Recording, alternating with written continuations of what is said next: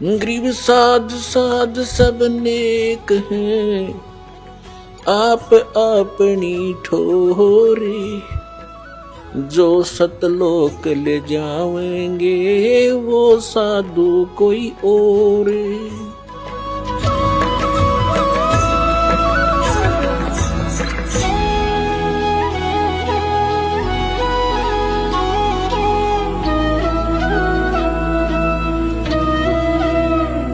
अपना आत्मा संक्षिप्त में सृष्टि रचना सुनाता है ये दास आपको, जो परमेश्वर ने ही आकर बताई है। अभी आपने सुना था कि धर्मदास ये जग बोराना और कोई ना जाने पद निर्वाणा, यही कारण मैं कथा पसारा, सबसे कहिए एक राम न्यारा। और यही ज्ञान जग जीव सुनाओ, सब जीवों का भ्रम नसाओ, भ्रम गए जग वेद पुराना, और आदि राम का किसी ने भेद नहीं जाना। अब मैं तुमसे कहूं चिताई, तीन देवन की उत्पत्ति बाई, ज्ञानी सुने सो हृदय लगाई, और मूर्ख सुने तो समझ में नहीं आई, गम नहीं पाई। माँ अष्टंगी पिता निरंजन, ये जमदारुण वंशन अंजन, पहले की निरंजन राई, पीछे से माया उपजाई। माया रूप देखती शोभा, देव निरंजन तन मन लोभा। धर्मराय की ने भोग विलासा, माया को रही तबासा, यानी ये प्रेग्नेंट होगी दुर्गा। और तीन पुत्र अष्टंगी जाए, ब्रह्मा विष्णु शिव नाम धराए।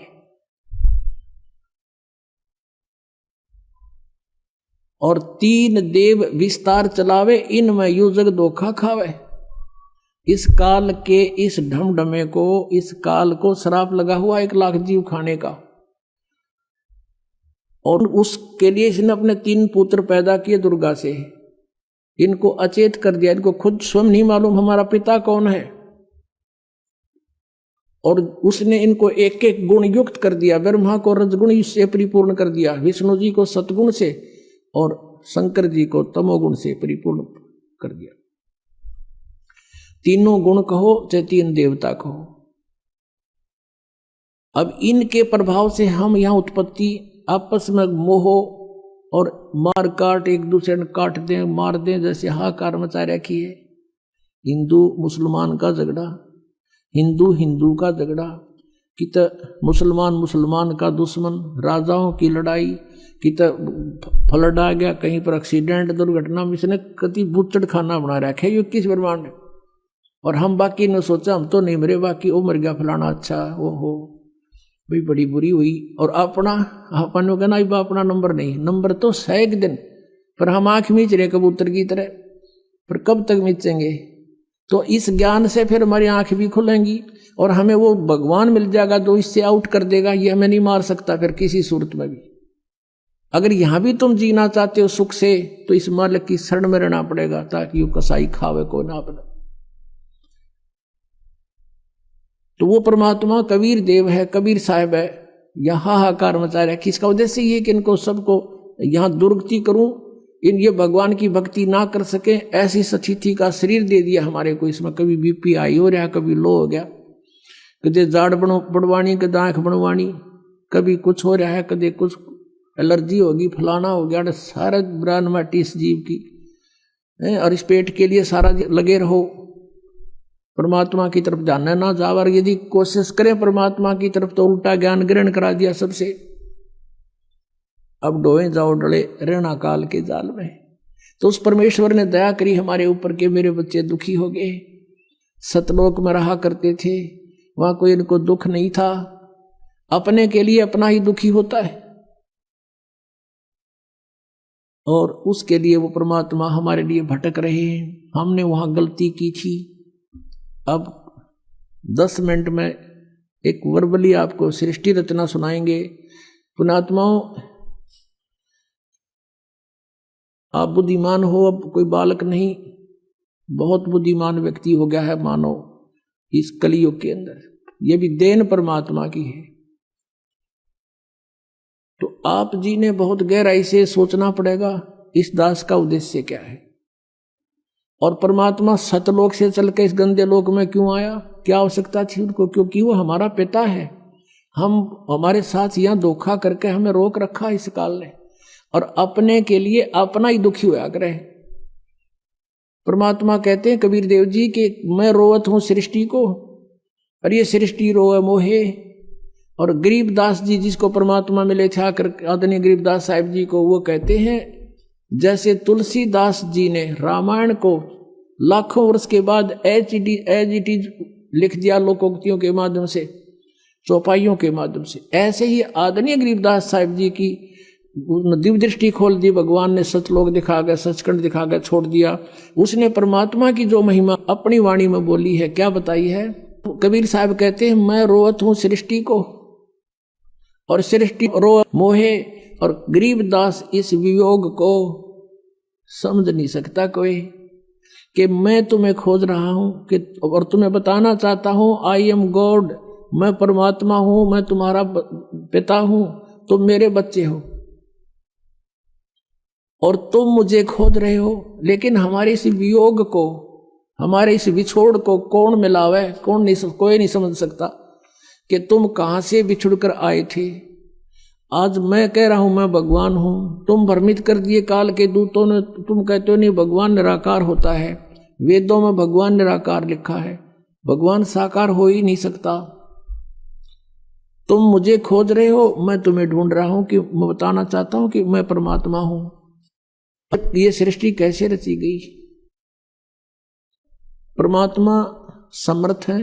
सबसे पहले केवल परमात्मा थे, उन्होंने अपनी वचन शक्ति से ये परमात्मा पहले अकय लोक को स्थापित करके, उसमें उत्पन्न करके, प्रकट करके अकय लोक में रहते थे। वहां केवल अकेले भगवान ही रहते हैं, वो परमेश्वर की राजधानी है, उसमें दूसरा कोई नहीं जा सकता। उसके बाद अकय लोक के बाद परमात्मा ने अपने नीचे के 3 लोक और उत्पन्न किए।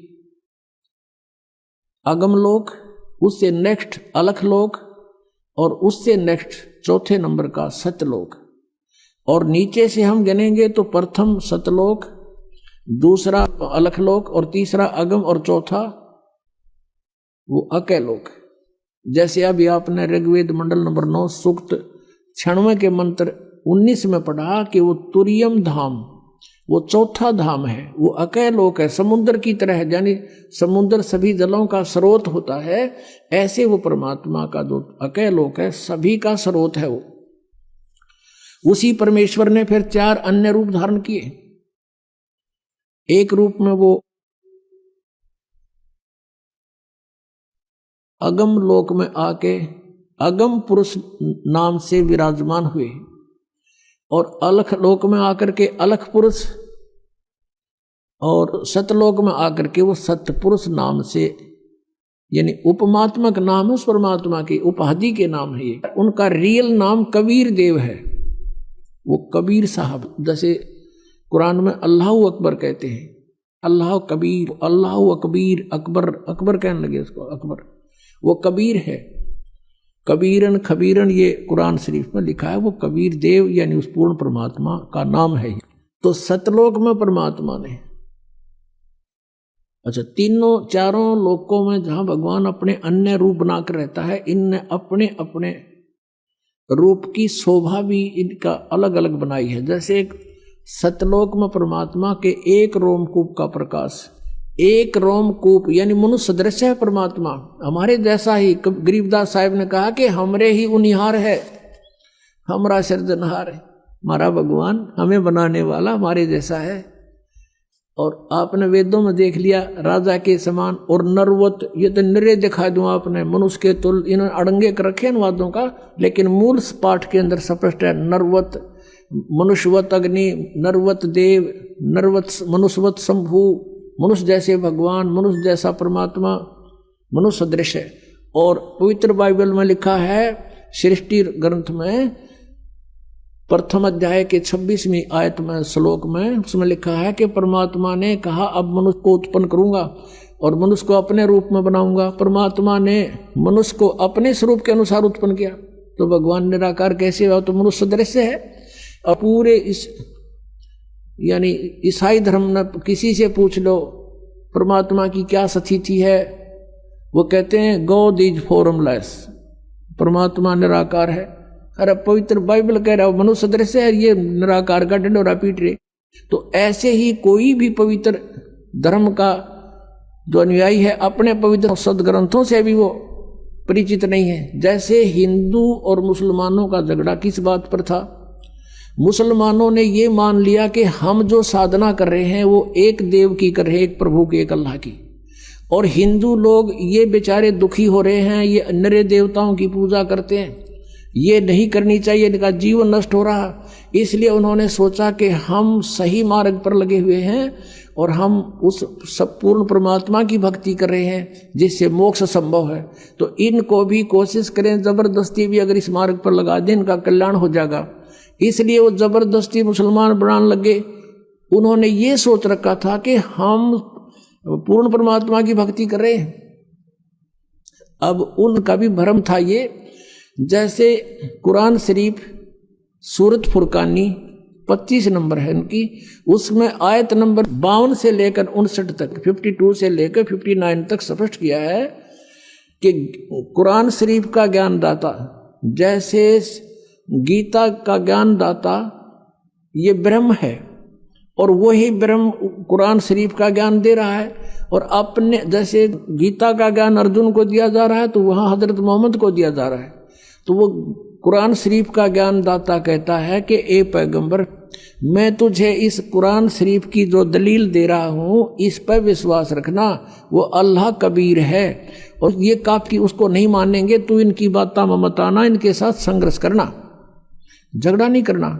ये कहेंगे कबीर गॉड नहीं है और तू मेरी बात पर विश्वास रखना, वो कबीर नाम का परमात्मा है। और ये परमात्मा वही है जिसने सब दरियाओं को बनाया, सब पृथ्वी को बनाया, 6 दिन में सृष्टि रची, 7वां दिन तख्त पर जा बैठा। और उस परमात्मा की खबर किसी बाखबर से पूछ देखो। अपने आत्माओं, मुसलमान धर्म के अनुयायी क्या मानते हैं कि कुरान शरीफ का ज्ञान स्वयं हमारे अल्लाह ने दिया है। किसको?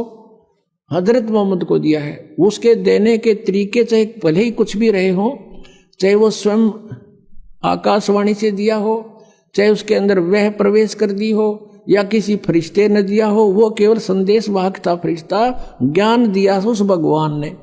तो वो अल्लाह कह रहा है, जिसको मुसलमान धर्म अपना अल्लाह मानते हैं, कि तू जो मैं ज्ञान दे रहा हूँ ये सत्य है। और ये वो परमात्मा है कबीर जिसने 6 दिन में सृष्टि रची, 7वें दिन तख्त पर जा बैठा। और इसकी खबर किसी बाखबर से पूछो। यानी कुरान शरीफ का ज्ञान दाता भी अल्पज्ञ है, वो भी नहीं जानता अल्लाह अकबर यानी कबीर परमात्मा के बारे में जिसने 6 दिन में सृष्टि रची, 7वें दिन तख्त पर जा बैठा। उसकी जानकारी तो तत्वदर्शी संत बताओगे, बाखबर, उनसे पूछो। तो इससे सिद्ध हो गया कि ये भी इनकम्प्लीट गॉड की साधना कर रहे थे, अधूरे परमात्मा की। तो और ये इसी आधार से कहा करते थे कि तुम काफिर हो, तुम भगवान को ना पूछकर सब देवताओं की पूजा करते हो। आज उनकी सतीथि भी वहीं पर खड़े हैं, ये काल की पूजा कर रहे थे। अब आपको थोड़ा कुरान शरीफ दिखाना पड़ेगा, क्योंकि ये ऐसा जटिल बना दिया इस काल ने। हम भिन्न भिन्न बना दिए, हिंदू अलग बना दिए, मुसलमान न्यारे, सिख अलग से, ईसाई अलग से, ताकि ये लड़ते रहें आपस में। सच्चाई सामने आएगी तो ये फिर झगड़ा करेंगे, ऐसा नहीं है, झूठ बोलता है, लेकिन ये वो गुंजाइश नहीं रहेगी। ये इंटरनेट और ये सब वेबसाइट और ये प्रोजेक्टर, ये मोबाइल, ये सब साधना पर, ये सब जो आज तकनीक दी है ये गॉड कबीर ने दी है। यहाँ का तो भगवान भी ना बना सकता है इन ऐसे कंप्यूटरों को। आज से लाखों वर्ष इतिहास देख लो पिछला। महाभारत का आप कथा सुनते हो, एक रेडू में 6 खच्चर जोड़ गए और घिस्से अंडा करते।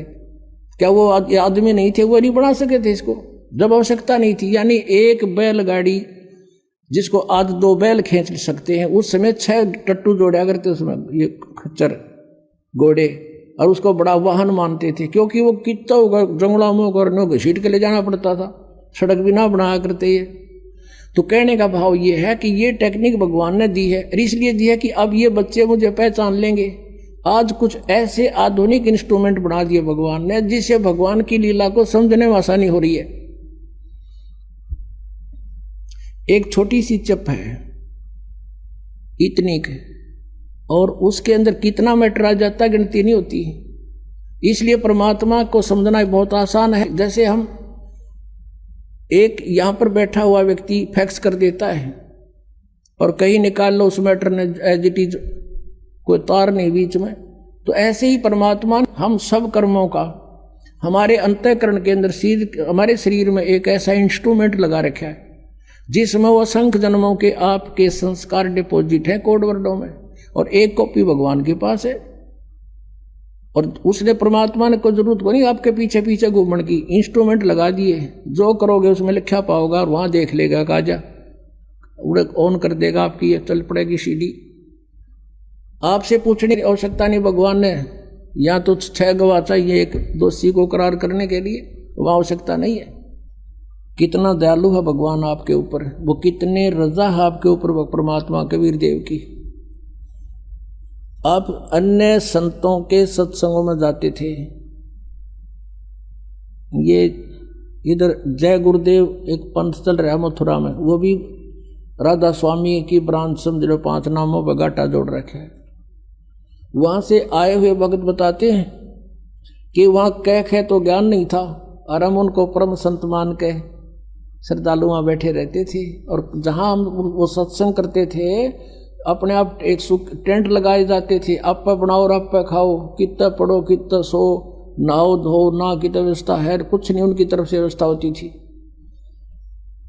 अब जाते हैं दूसरे पंथों के पास, संतों के पास, कहते हैं अपना सारा सामान साथ ले जाओ गुदड़ा, और वहां एक पराल का पूड़ा दे दिया करें, 20 रुपये लें जमा करा दो, ये पराल बिछाओ और अपने कम्बल बिछाओ और सो जाओ। और ज्ञान क्या, 1 घंटे 45-50 मिनट एंड बैंड बोल के वो नकली गुरु अपना जा बैठे, श्रद्धालु ने होकर मौज मचा दी, बड़ा अच्छा ज्ञान करा। ज्ञान का उन्हें कह भी ना पता, ज्ञान तो ये दास का गला सूख लेता है, इस ज्ञान का अंत नहीं आता। और आप पर कितनी मेहर कर रखी, नीचे बैठ बिछा रखा भगवान ने, इस दासों की ड्यूटी लगा रखी अपने बच्चों के लिए। तुम कितनी पुण्यात्मा हो, और दे कर काची रजाई और छका के देसी घी का माल बैठा दिए, सुनो ये मेरी महिमा। ये हो दयालु परमात्मा, हम खोज रहे थे, हमें ढूंढा नहीं मिल रहा था, ये यहाँ भी इतना सुख देगा तो वहां तो पता नहीं क्या कर देगा। जब दूसरे के लोक में इतना सुख दे रहा परमात्मा ने, दूध की नदी बहा रखी, देसी घी की बहा दी, या कोई भी दूसरी वस्तु प्रयोग नहीं होती, सब देसी घी का सब व्यवस्था बनती है। तो ये सतलोक से आता पुण्यात्मा, यहाँ का नहीं है। वो कहते हैं जब परमात्मा कबीर देव जी आए थे, उनके साथ मजाक कर दिया था, और 18 लाख व्यक्तियों को चिट्ठी लिख दी थी, कबीर जी भंडारा करेंगे। और कबीर जी झोपड़ी में रहा करते, भगवान लीला करते थे कि भगवान बजो मेरे की तरफ, फिर देखना परमात्मा के हाथ। 18 लाख व्यक्ति आगे, श्याम का आटा भी घर पे नहीं था, परमात्मा लीला। वहां तो कबीर रूप में बैठे हैं, एक गरीब व्यक्ति के रूप में, और सतलोक में गए, वहां से 9 लाख बैलों के ऊपर बना बना सारा सामान सतलोक से लेके 1 सेकंड में यहाँ आगे गर्मा गर्म, और भंडारा ला दिया। 3 दिन तक 18 लाख व्यक्तियों का भंडारा छिका दिया परमात्मा ने। और चिट्ठी में लिखा था कि कबीर एक असरफी देगा सोने की, एक दोहर देगा कंबल, वो भी साथ दिए थे। यानी उनका मुंह मोड़ने के लिए जो भगवान कबीर जी को नीचा दिखाना चाहते थे। तो पुण्यात्माओं, तब कबीर जी ने कहा था, ये खाकी खंजूसपुर अन का नहीं सुमार। और दूसरा रूप केशव नाम धरका गए थे, कि व्यापारी का रूप बना के, गरीबदास केशव के अन का नहीं सुमार। परमात्मा ने कहा, ये तो खाकी खंजूस, ये तो कति कंजूस खोखापुर है, ये खाली इसमें ना कुछ भी, हम तो सतलोक से लेकर आए सारा सामान यहाँ पर। तो पुण्यात्मा आज वही है यहाँ पर। तो ये आज जो की जो व्यवस्था परमात्मा ने कर रखी, अपने पुण्यात्माओं को सुख दे रहे हैं, इनकी बुराई छुटवा रहे हैं, इनके आने वाली आपदाओं को समाप्त कर रहे हैं, और इनको धनी बना रहे हैं। फिर प्रेरणा करते हैं कि बच्चों दान करो, धर्म तो 10 का नहीं 10 के 3 लोग, खैर आए तुम्हें खैर है, कीजिए आत्म पोख। तो फिर आपको पहले तो देते हैं, फिर कहते करे करावे साइया मन में लहर उठा, दादू सिर दर्जीव के आप बगल हो जा। एक व्यक्ति सब जगह दुखी हो लिया, और डॉक्टरों ने बोल दिया ऑपरेशन होगा और 1 लाख रुपए लगेंगे। यह मालिक ने वैसे अपने जिसकी सच्ची श्रद्धा, सच्ची लगन, पूर्ण विश्वास हो जाता, उसको तुरंत आराम दे देते, वो स्वस्थ हो गया। अब वो लाखों रुपये बचे, जान की झंझट था, बचूंगा कि ना बचूंगा, वो बचा। फिर प्रेरणा भी करते हैं कि कुछ पुण्य कर बेटा। तो इस तरह वो आज ये सदाव्रत चला रखा भगवान ने, इसमें जिसका भी जो सहयोग है उसको बहुत लाभ हो रहा है। तो अब कहने का भाव ये था कि आप जी को कितनी सुविधा दे करके भगवान कहता है मेरी महिमा सुनो बैठ कर ध्यान से। और कोई अब भी लटके लेगा तो उसको नहीं बख्शेगा भगवान। कहीं अच्छा गर्म रजाई मिल गई, हर लटके देते हो, लटके नहीं लेना। सत्संग में आकर परमात्मा की महिमा को बड़ा ध्यान से सुनना चाहिए। कितनी व्यवस्था कर रखी है, किस लिए? इसलिए कि बच्चे भगवान को पहचान सके। अब आपको दिखाता हूं कुरान शरीफ में, कुरान शरीफ का ज्ञानदाता कहता है कि वो कबीर भगवान है जिसने 6 दिन में सृष्टि रची। अब थोड़ा सा पहले पवित्र बाइबल दिखाना पड़ेगा। ये है पवित्र बाइबल, संपूर्ण जीवन अध्ययन बाइबल।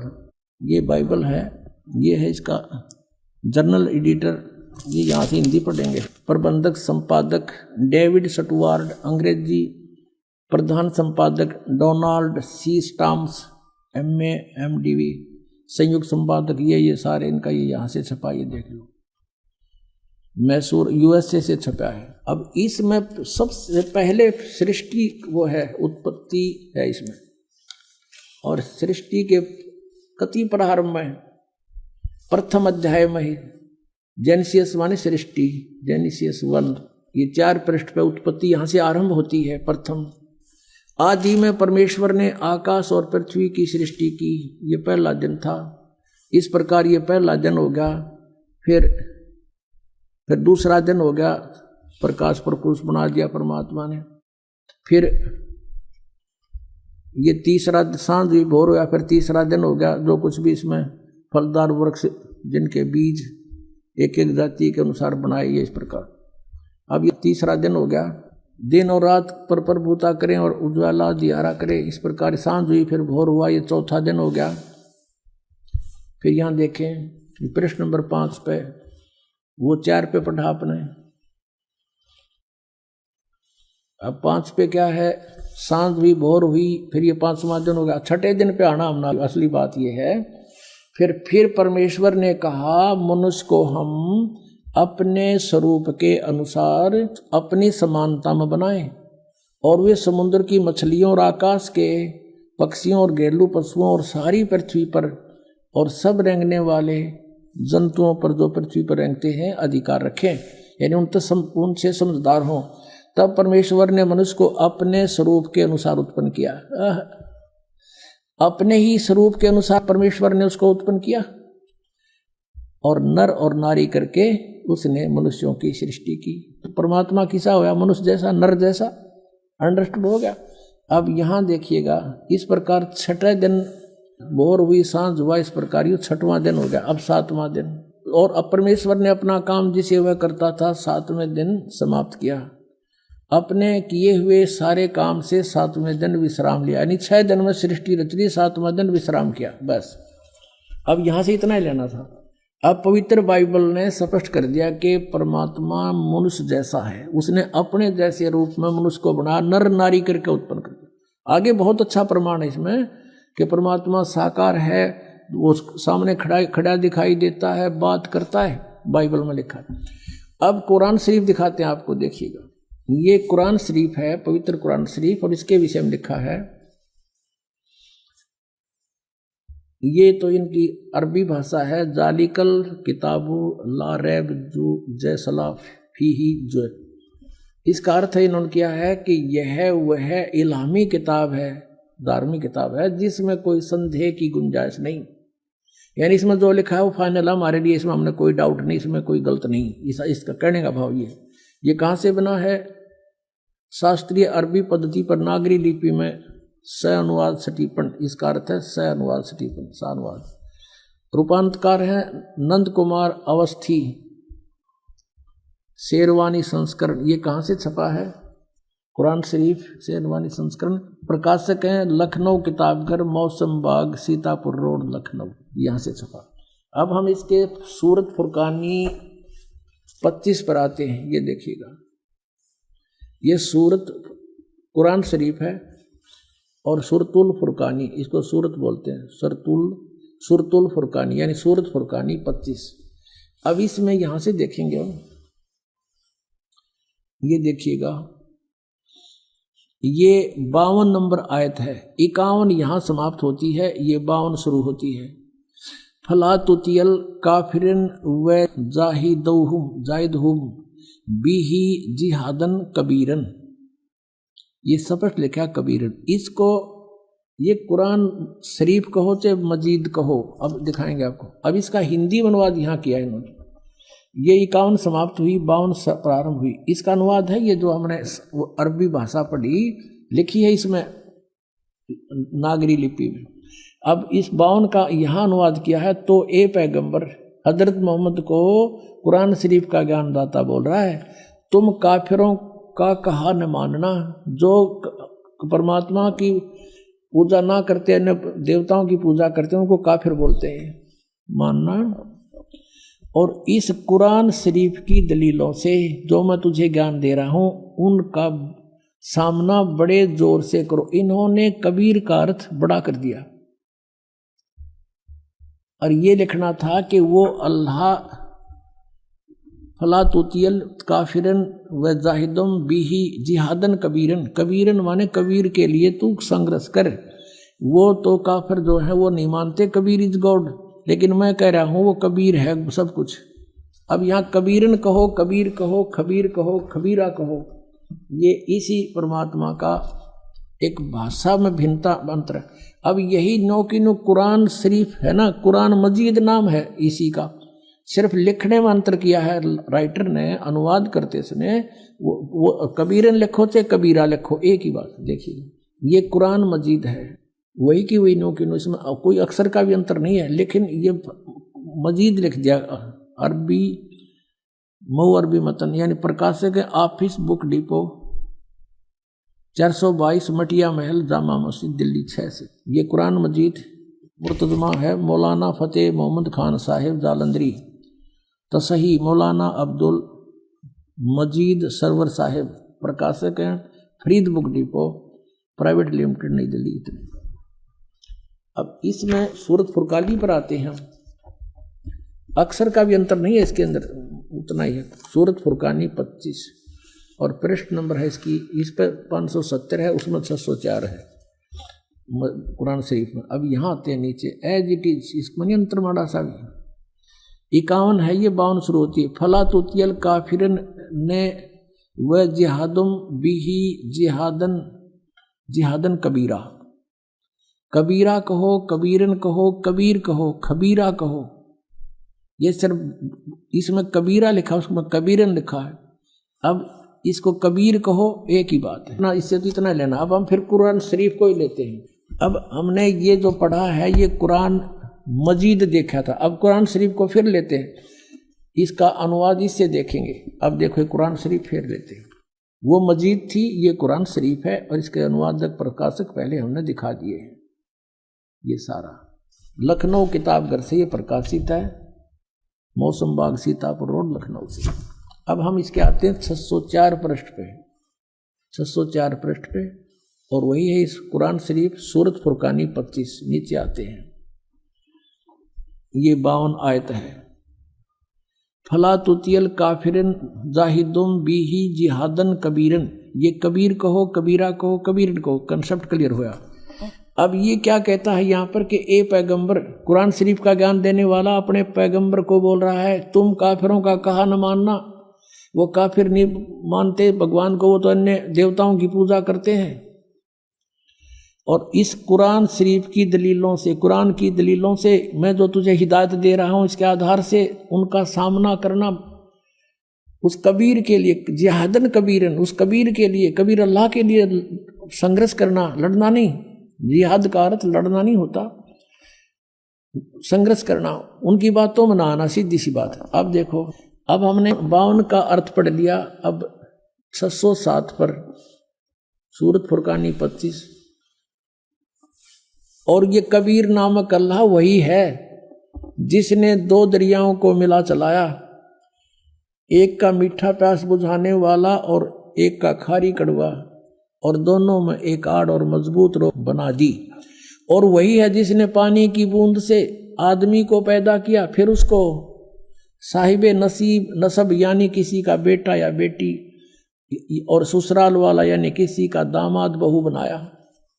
और तुम्हारा परवरदिगार हर चीज के करने में शक्तिमान है।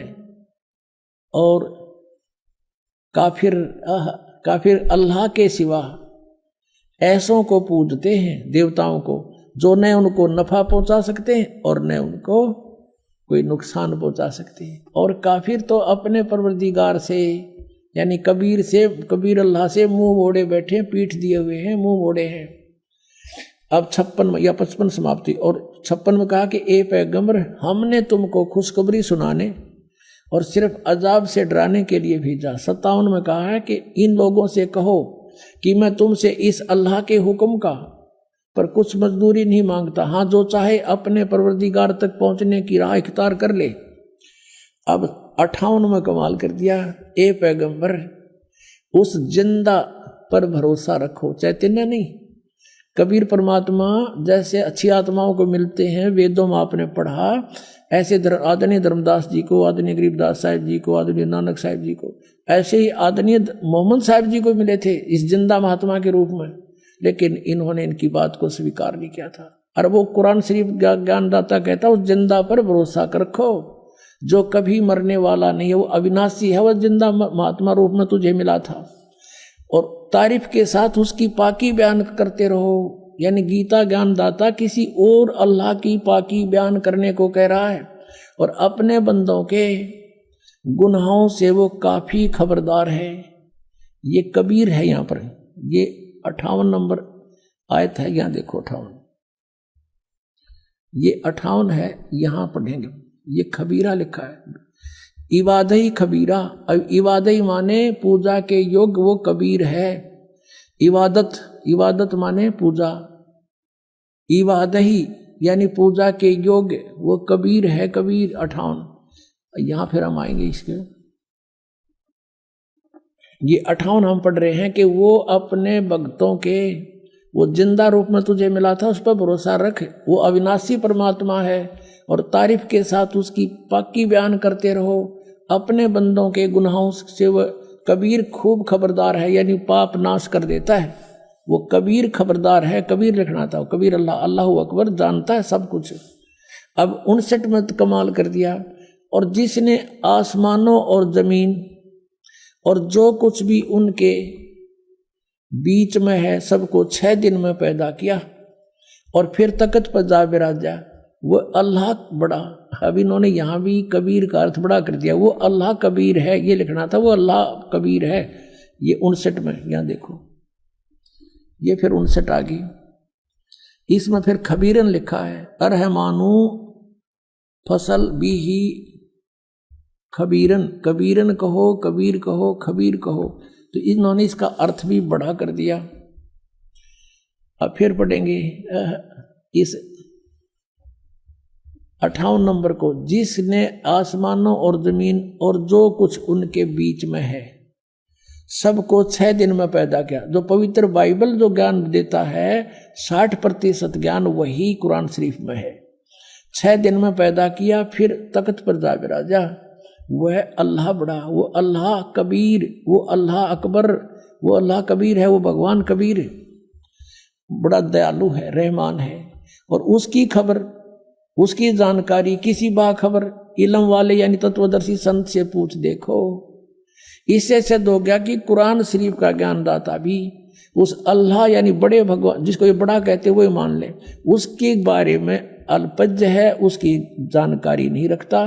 उसके लिए स्पष्ट किया है कि वो साकार परमात्मा है, उसका नाम कबीर है। 6 दिन में सृष्टि रची और 7वें दिन तख्त पर जा बैठा तो वो विराजमान हुआ। तो एक देशीय है और साकार है, मनुष्य सदृश है, वो पवित्र बाइबल ने सिद्ध कर। अब आज उन मुसलमान भाइयों का दावा भी गलत सिद्ध हुआ जो हिंदुओं को यूं कहते थे ये देवताओं को पूजे हैं, इनका मोक्ष नहीं हो सकता। तो वो भी अब काल के ही जाल में है, उनको भी सोचना पड़ेगा। हम एक पिता की संतान हैं। पुण्यात्माओं, परमात्मा का पाना बहुत आसान है। ये विश्वास होना कि कौन परमात्मा है वो क्या स्थिति में है, वो कैसी लीला करता है, उसको पहचानना अनिवार्य है। और कौन सी वे ऑफ वर्शिप है, वो पूजा की विधि क्या है जिससे मोक्ष होगा, वो कौन है, कैसा है, उसका नाम क्या है, उसका प्रमाण क्या है। तो उसका प्रमाण सदग्रंथों में है। गीता जी अध्याय नंबर 16 के श्लोक नंबर 23 में कहा कि अर्जुन के जो शास्त्र विधि को त्याग कर मनमाना आचरण करते हैं उनको, उनकी न तो गति होती है यानी मोक्ष नहीं होता, ना उनको कोई सिद्धि प्राप्त होती है और न ही कोई सुख होता है, यूजलेस। 24वें श्लोक में 16वें अध्याय में कहा गीता जी में कि अर्जुन इससे तेरे लिए अर्जुन शास्त्र ही प्रमाण है कर्तव्य और अकर्तव्य के लिए, कौन सी करनी चाहिए साधना, कौन सी ना करनी चाहिए। किसी के लोकवेद पर विश्वास ना करना। जैसे इन राधा स्वामी वालों का लोकवेद आपने दिखा दो तो हंसी आवे, इनको ये नहीं मालूम सतनाम खान का है कि पीण का, गाटा जोड़ रखा। सतनाम सार नाम भी वही है, सतनाम भी सार, सतनाम को कहते हैं सतपुरुष भी सतनाम, सार शब्द भी सतनाम, और सचखंड भी सतनाम, और सतपुरुष भी सतनाम। ये जाएंगे सतलोक है। थरा गजब भैया। अपनात्माओं सृष्टि रचना सुनाने के लिए इतनी भूमिका बनाई थी ताकि आपका ये बात यकीन हो, विश्वास हो कि ये दास जो कह रहा है और परमात्मा ने जो कहा दास वही कह रहा है। एक तो आपने इस तत्व ज्ञान को समझने के लिए जो इस आश्रम में आते हैं, ये निरसंशय हो जाना कि ये दास जो शब्द बोलेगा वो 100% सत्य होंगे। फिर आपको समझने में आसानी हो जाएगी, इस मन का फतूर ना रहेगा। और ये विश्वास दिलाने के लिए कि दास जो बोल रहा है वो सारी साची है, ये प्रमाण दिखाता हूं। इन प्रमाणों को समझने के बाद फिर आपको ये भी देख लेना कि कहीं कोई ना प्रमाण दिखा पावे दास, और जो शब्द बोलेगा वो प्रमाणित समझ लेना, तो बहुत शीघ्र समझ में आ जाएगी आपके भगवान की ये परिभाषा। अब ये जो सृष्टि रचना जो दास सुनाने चला था, अब बहुत शॉर्टकट में सुनाऊंगा, 5-4 मिनट में, समय अच्छा हो गया है। पुणात्मा वैसे तो परमात्मा के लिए तो महापुरुषों ने जैसा भी उनके गुरुओं ने बता दिया, शीश देने की तैयारी कर दी, सारा खड़े होकर तप किया, अग्नि के चारों तरफ आग जला के बीच में बैठ के तप किया, घर त्याग दिया, ऊपर को पैर करके साधना की, व्रत भी रखने शुरू कर दिए। जैसे जैनियों में देखो आप, इतने घोर व्रत कराते हैं, उपवास रखवाते हैं, वो भी उनको मंजूर है। एकादे की तो डेथ भी हो जाती है लेकिन फिर भी वापस नहीं हटते। तो परमात्मा पाने के लिए हमने समय निकालना चाहिए।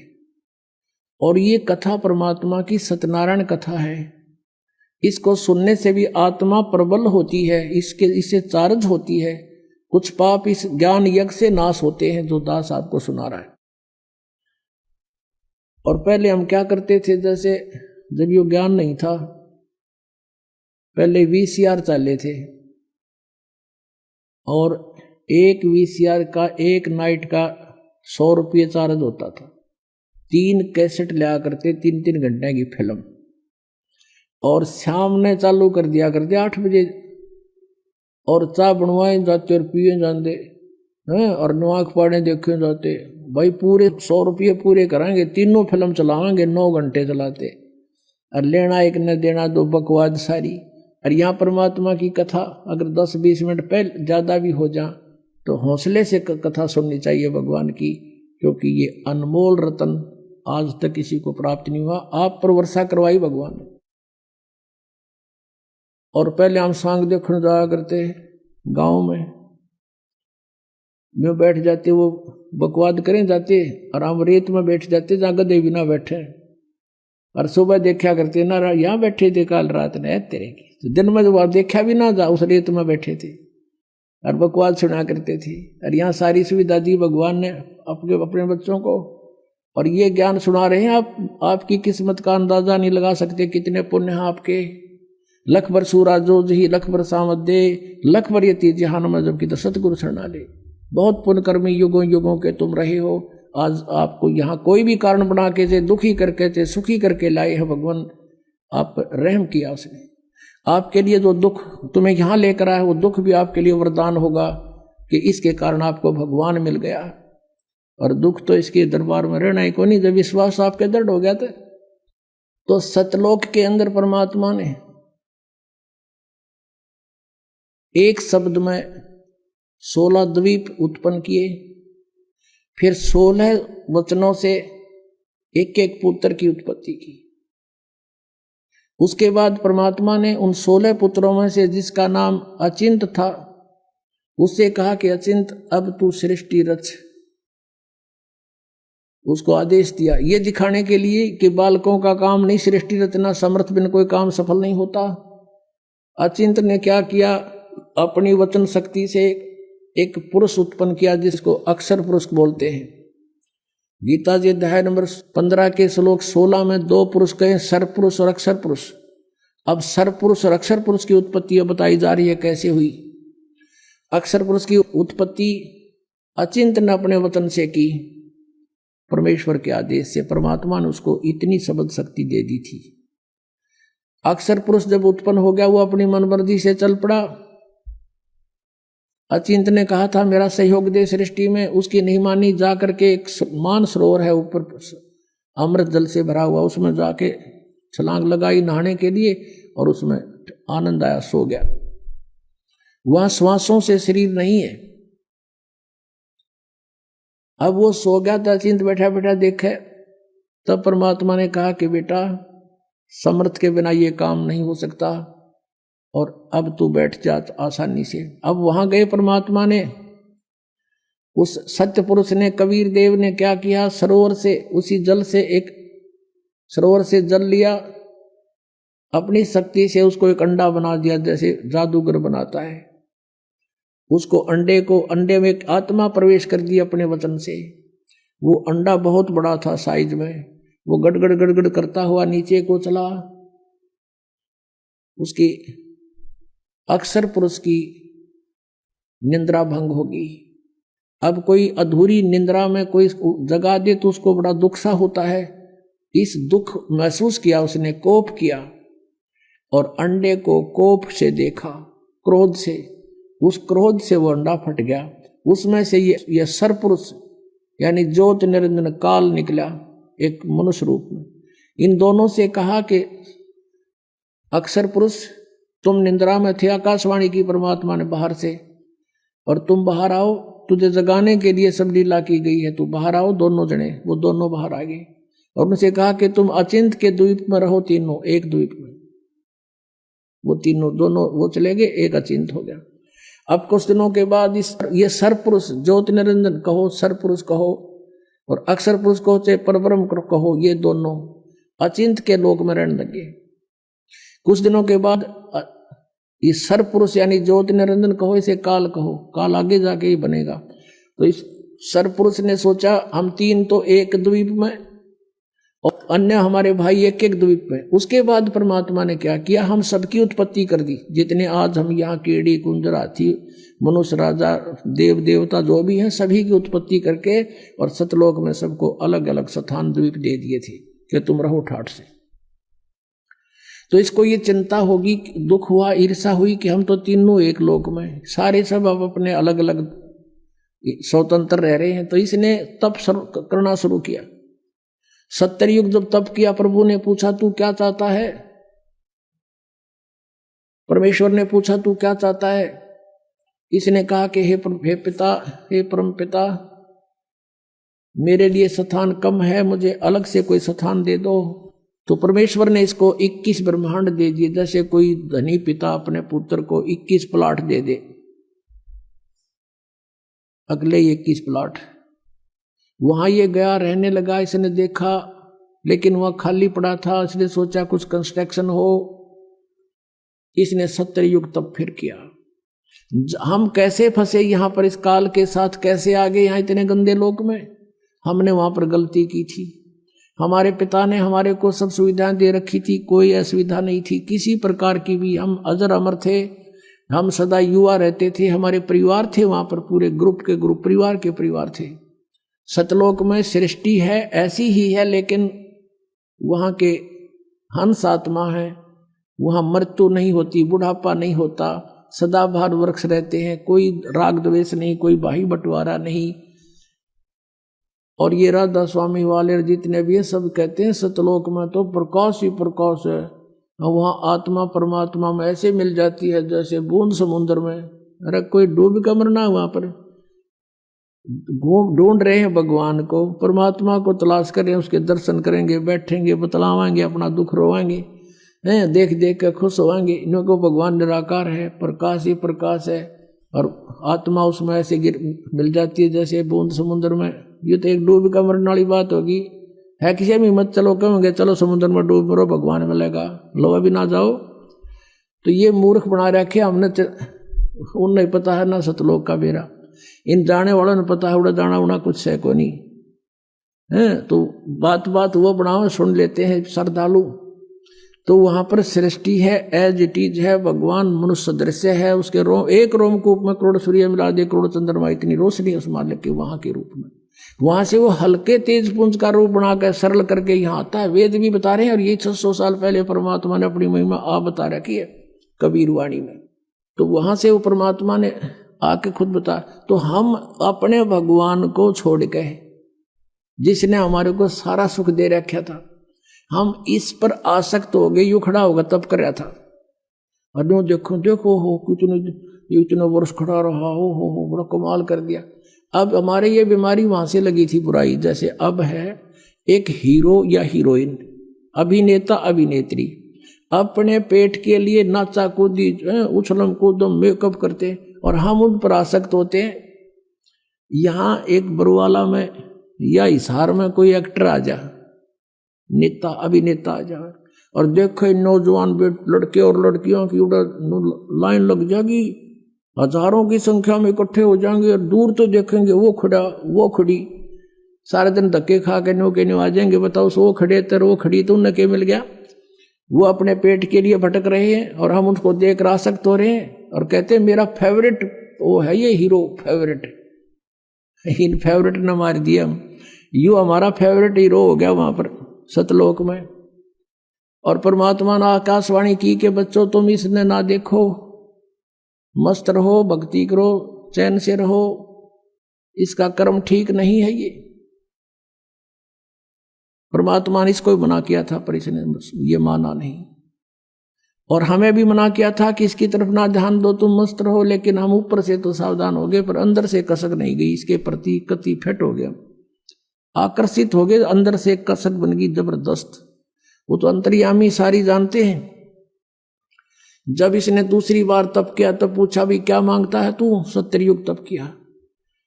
तब इसने कहा प्रभु मुझे कुछ कंस्ट्रक्शन सामग्री दे दो ताकि मैं कुछ रचना रचूं। परमात्मा ने 5 तत्व और 3 गुण दे दिए कि ले बेटा खेल खिलौनों से।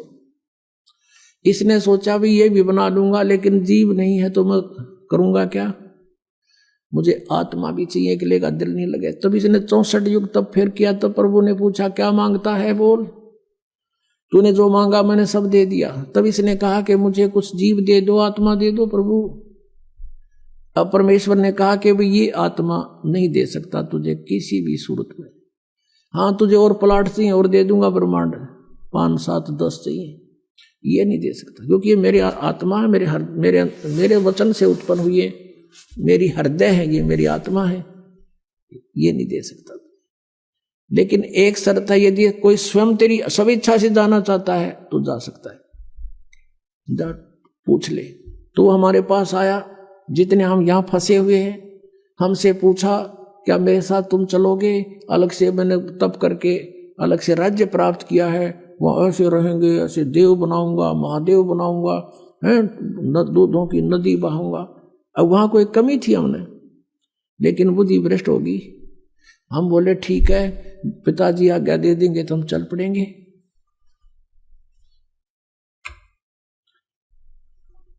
अब उसने परमेश्वर कबीर देव से कहा काल ने कि पिताजी कुछ आत्माएं मेरे साथ जाने को एग्री हैं।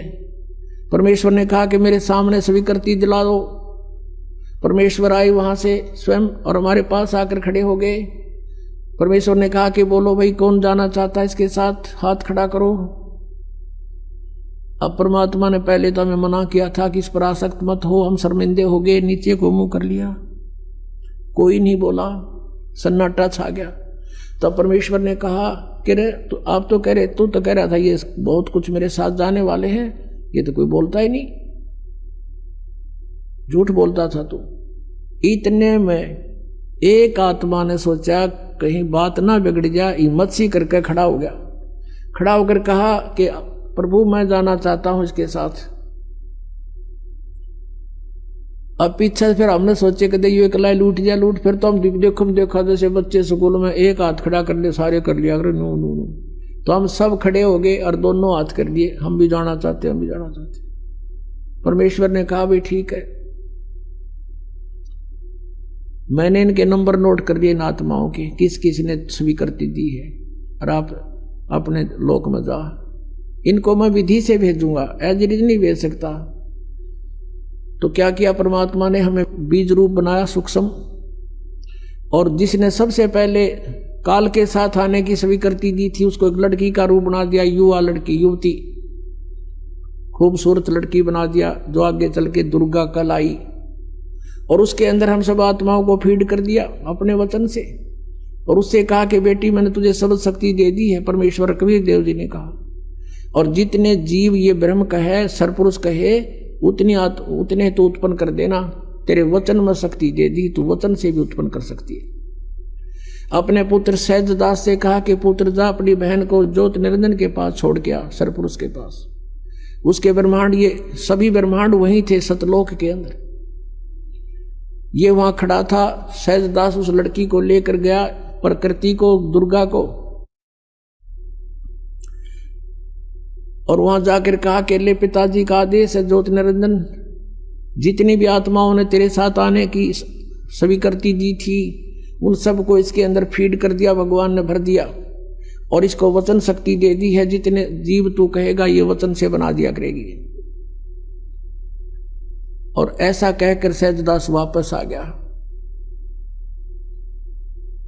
अब ज्योति निरंजन ने देखा, इस ब्रह्म ने, सरपुरुष ने, युवा लड़की, अपनात्माओं, ये यहाँ बलात्कार और ये बकवादें जो हैं ये हमारे अंदर, इस मन वहीं से घर कर गई थी इस काल में, ये मन रूप में सबके अंदर विद्यमान हो गया। इसने ऐसा एलिमेंट छोड़ दिया हमारे अंदर, इसके अंदर ये दोष आ गया। एकांत में अकेली युवती को देखकर इसने उसके साथ जुल्म करना चाहा। लड़की भी भांप गई इसके इरादे को और कहा कि ज्योति निरंजन बात सुन, तू मेरा बड़ा भाई, तू मेरे से पहले उत्पन्न हुआ, अंडे से परमात्मा का ही उत्पन्न किया हुआ है, और उसी से मेरा जन्म हुआ। तू मेरा बड़ा भाई, मैं तेरी छोटी बहन, बहन भाई का यो क्रम अच्छा नहीं होता, तू जुल्म ना करे। पिताजी ने मुझे शब्द शक्ति दे रखी है, वचन शक्ति, जितने जीव कहेगा मैं बना दूंगा। इसने एक नहीं सुनी, हद से आगे बढ़ गया। लड़की ने अपनी इज्जत सुरक्षा के लिए कुछ ना पाया तो उसने छोटा रूप बनाया, और इसने बकवाद के लिए मुंह खोल रखा था, मुंह के माध्यम से पेट में चली गई। वहां से परमेश्वर कबीर देव अपने पिता से पुकार की, भगवान मेरी रक्षा करो। परमात्मा ने कहा जोगजीत, सहजदास जाओ उसके पास, और परमेश्वर स्वयं आए अपने पुत्र का रूप बना के, और कहा ज्योति निरंजन तूने जुल्म कर दिया। ऐसे पवित्र लोक में जो ऐसी गलती करता उसको ये सजा है कि तू आज से काल कहागा, 1 लाख मानव शरीरधारी प्राणियों को नित खाया करेगा, 1.25 लाख उत्पन्न करेगा। आज से तेरा नाम काल होगा। लड़की को, दुर्गा को उसके पेट से निकाल दिया, और उन दोनों को 21 ब्रह्मांड समेत सतलोक से निष्कासित कर दिया। 16 शंख कोश की दूरी पर 21 ब्रह्मांड आकर रुक गए, और यहां फिर अपने मालिक की विधि अनुसार ये चक्कर काटने लगे। अब काल ने फिर सोचा कि अब मेरा कौन के बिगाड़ेगा, जो इन्होंने सजा देनी थी मुझे दे दी। दुर्गा के साथ फिर दुर्व्यवहार शुरू किया। इसने फिर प्रार्थना की कि ज्योति निरंजन, पहले तो तू मेरा बड़ा भाई, मैं तेरी छोटी बहन, दूसरे मैं तेरे पेट से बाहर आई हूं, तेरी बेटी होगी। यानी इसने अपनी इज्जत बचाने के लिए सब कुछ कह दिया, पर इसका कोई असर नहीं हुआ। परमात्मा ने देखना था कि ये कितना बकवाद कर सकता है, और लड़की को प्रजनन इंद्री भी अपनी तरफ से नहीं लगाई थी। इसने अपनी सिद्धि शक्ति से नाखूनों से प्रजनन इंद्री बनाई और दुर्गा के साथ विलास किया। 3 पुत्रों की उत्पत्ति की। बड़े का नाम ब्रह्मा, दूसरे का विष्णु, तीसरे का शिव हुआ। अब मैं तुमसे कहूं चिताई, त्रिदेवन की उत्पत्ति भाई। ज्ञानी सुने सो हृदय लगाई, मूर्ख सुने तो गम ना पाई। माष्टंगी पिता निरंजन, ये जमदार वंशन अंजन। पहले की निरंजन राई, पीछे से माया उपजाई। माया रूप देख अति शोभा, देव निरंजन तन मन लोभा। निरंजन की ने भोग विलासा, माया को रही तब आशा। 3 पुत्र अष्टंगी जाए, ब्रह्मा विष्णु शिव नाम धराए। 3 देव विस्तार चलावे, इनमें यो जग धोखा खावे। 3 गुणों की भक्ति में ये भूल पड़ो संसार, कह कबीर निज नाम बिना कैसे उतरो पार। 3 देव की जो करते भक्ति, उनकी देना होए मुक्ति। बोलो सतगुरुदेव।